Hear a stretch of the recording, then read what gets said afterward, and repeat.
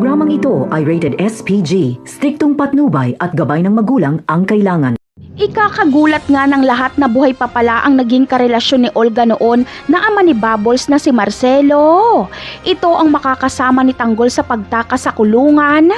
Ito ang magiging kasangga ni Tanggol sa labas dahil malalaman nilang pareho sila ng kaaway. Malalaman kasi ni Tanggol na Montenegro ang napangasawa ni Mokang kaya ito ang paghihigantihan niya. Ganon din ang layunin ni Marcelo.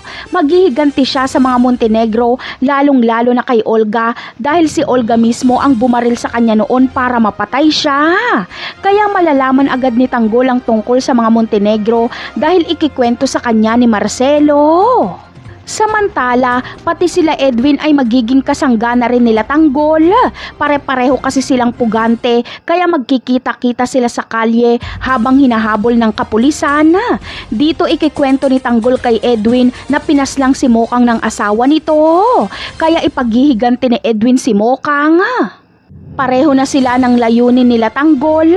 Kapag makuha na nila ang hustisya para kay Mokang, ay dito na aaminin ni Edwin na siya ang sumaksak kay Roda. Aaminin na rin ni Edwin na mga Montenegro ang may-ari ng bodega kung saan sila nahuli. Bagamat si Olga ang nakapatay kay Mokang, ay hindi si Tanggol ang tatapos kay Olga. Walang iba kundi si Marcelo. Malalim ang galit ni Marcelo sa mga Montenegro. Plano niyang ubusin ang mga Montenegro pero uunahin niya ang babaeng minahal niya pero sinubukan siyang patayin. Kaya hindi mababahira ng dugo ni Olga ang kamay ni Tanggol.